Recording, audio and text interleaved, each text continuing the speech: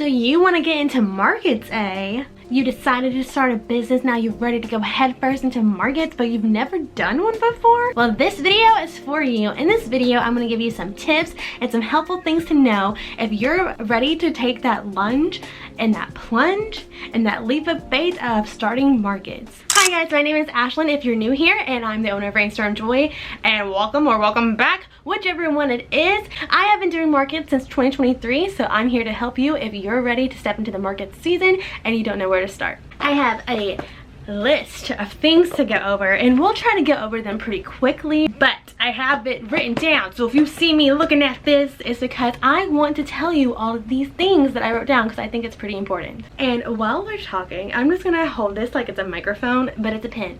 But I thought it would be fun to pretend it's a microphone. So my first tip is to set money aside specifically for markets. And this is very crucial and important because market season comes around pretty swiftly, and a lot of the markets that go out throughout the year are listed and announced around the same time. And sometimes markets can be cheap, sometimes even free, but a lot of times they might be a pretty penny. So you want to have that money to be ready to actually be able to sign up for these markets. And I know this firsthand because just this year markets were just going out, the announcements were being sent out, and I wanted to sign up for so many of them, but I couldn't because they were all expensive, and I had some other things to pay for, like restocking. I had an event to pay for. So you want to have money set aside so you can be ready for when markets pop up so you can actually attend them. Another tip that is so incredibly crucial, and I know firsthand, is to give yourself enough time to actually prepare for your markets. Quick backstory, my first ever market was garbage. It absolutely was just complete garbage because I was so underprepared. And when I tell you underprepared, I absolutely mean it. I only had 2 tables, I had no displays, no tablecloths. It was literally just 2 plain black tables with nothing on them but my products, and I didn't even have anything to display my products, so they were all just laying on top of the table, so people had to go like this to look at my products. And my tent literally just had 2 tables, and that was it. It was a disaster, and it was garbage. So be prepared. Be prepared with having enough products, but also be prepared in what your space looks like, because it does matter. I'm not saying that you need to go spend a whole lot of money for your first ever market, but you do want to represent what your business is or what it could become, even if it's just your first market. Give them something to look at and be like, wow, this is a good business. Another tip that I have for you, especially if this is actually your first ever market and you don't know whether or not you're going to continue to do it, is go thrifting for some displays. You don't need to spend a whole lot of money buying new displays when you can go to the thrift store and see what they have to offer. Also, while you're at the thrift store or any store that you're going to shop for displays or anything for your markets or your business, think outside of the box. You don't have to look up specifically market displays. You can literally take anything and make it a market display.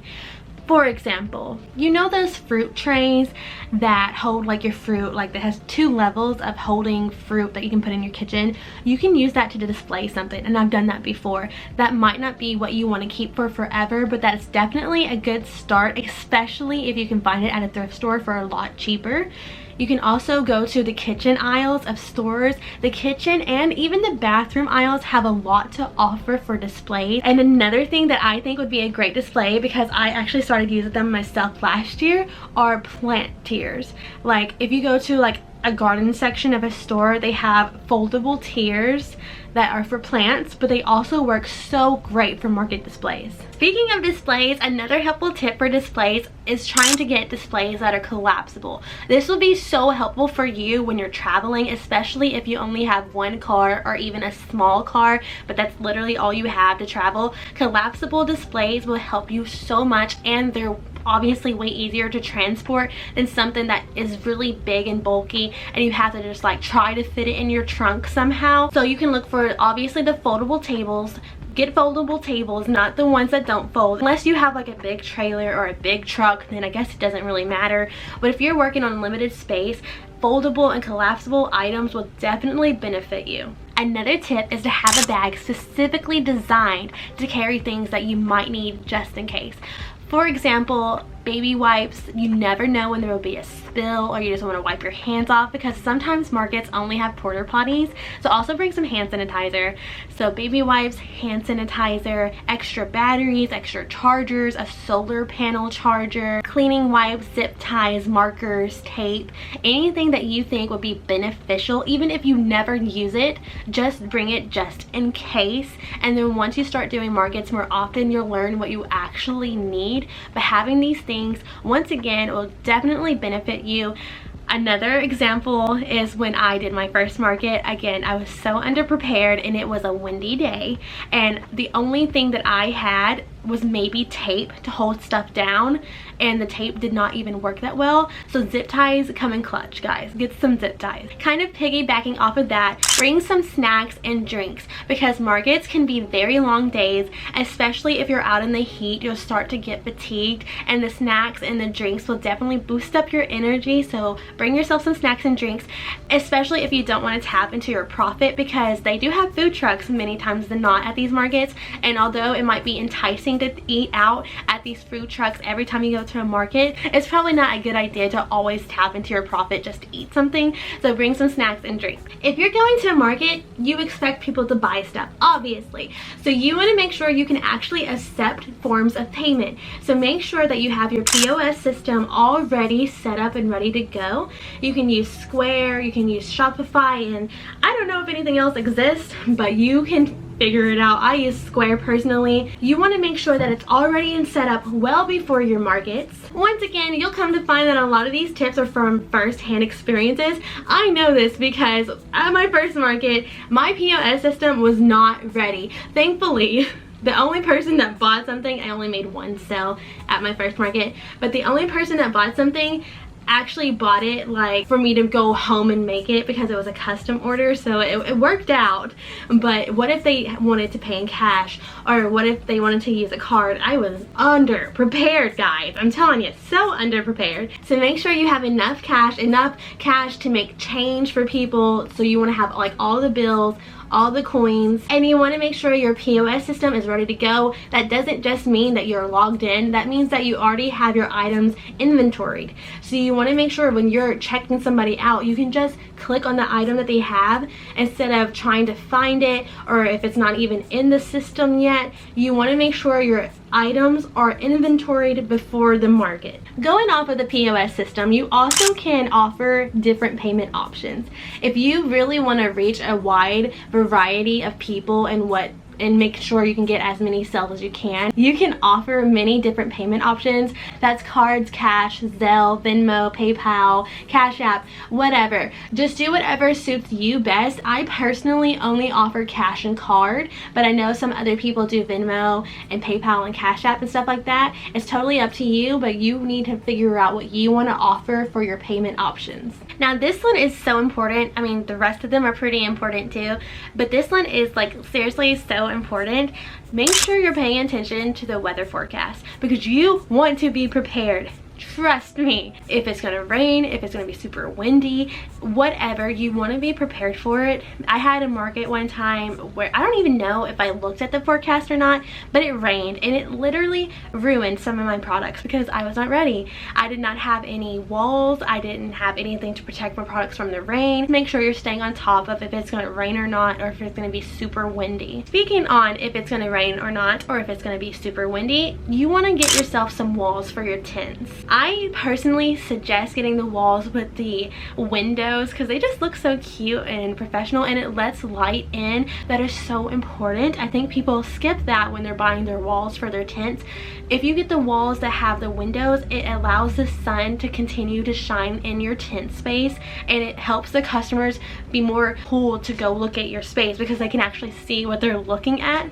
So if you're going to purchase walls, I highly suggest getting the ones with windows. Now, speaking on the wind, once again, first-hand experience, the wind is gonna come.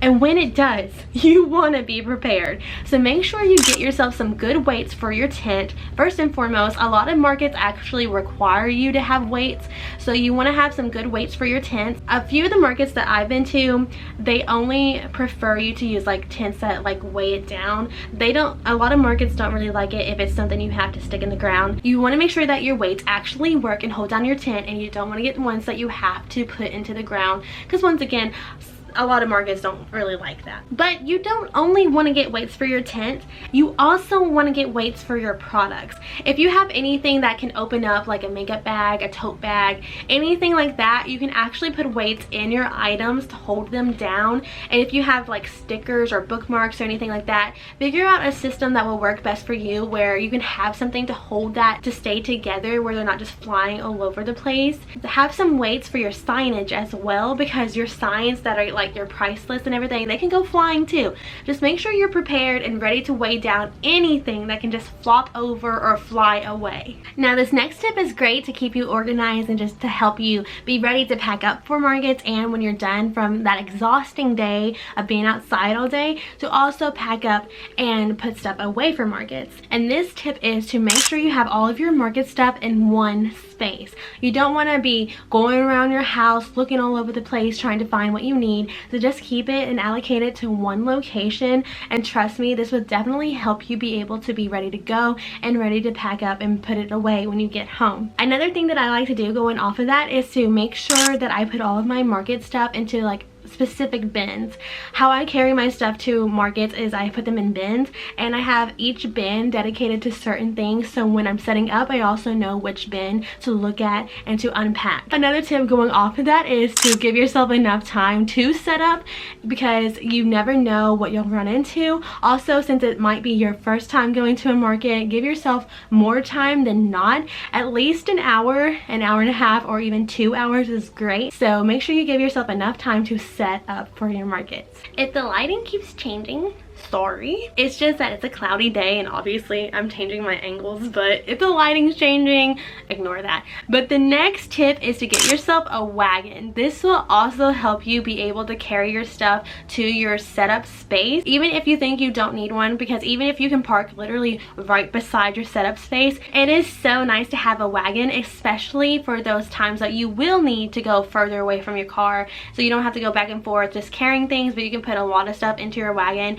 And it's also helpful for when you have indoor markets, because you literally can't drive indoors. So get yourself a wagon. Another pretty basic, standard, obvious tip is to get business cards, because people still like business cards. Whether or not they'll use them and keep them for however long they want them, even if they just literally toss them when they get home, it's still nice to have a business card. I've had plenty of people ask me for a business card, and I was able to actually give them one. But when I first started, I was like, nope, I don't have one, sorry. And going off of having a business card, make sure you already have your socials and your website or your Etsy set up, because you want to be able to direct these people to be able to go find you way easier than if you didn't have these things already set up. I'm not saying you have to have it all put together and beautiful already, and you already know what you want your branding to be and you're never going to change it. I'm not saying anything like that, but you can at least give them something to look at. You want to go ahead and obviously make sure that your business name is not trademarked or copyrighted, and you want to not make your business name, this is not really market specific, but don't make your business name like too hard to remember, because you want people to know who you are. So don't give it like an incredibly long name or something that is misspelled. Like, I know a lot of people do it, but if you want people to be able to find you, you want to spell things the way that you actually spell them. Sometimes you can do play on words, but it's just a little bit harder if you don't spell it the way it's supposed to be spelled, especially when you're first starting out. I'm not saying people won't come across you and find you. It's happened, and I'm sure there are some big brands right now that are not technically spelled the correct way, but just a tip, if you want your business to be searchable, make it easy for people to search. That was a little tangent, not market specific, but it is a helpful tip. But going back to what I was saying, make sure your website, your Etsy, your socials are already set up, that they're the same username across the board, so people know where to go when they want to look for you. Now this one might be a little hard for some people, and it is actually one that I am still working on myself, but try to be more outgoing at your markets. I know, some people are introverts. Not even if you're an introvert, you just might not be that good at talking to people, and it's okay. I totally get it. It is something that I am continuing to work on myself, but if you just try to be more outgoing at your markets, it will definitely help your business. It really will. You don't need to be a chatty Cathy, but you want to pull them in and make them feel welcome. And if that's not your norm to just talk all the time, I understand how difficult that can be, but sometimes just smiling is not good enough. Sometimes you need to read the room. Some people don't want to talk, so read the room. But some people are like, they might wonder like, why is this person just watching me?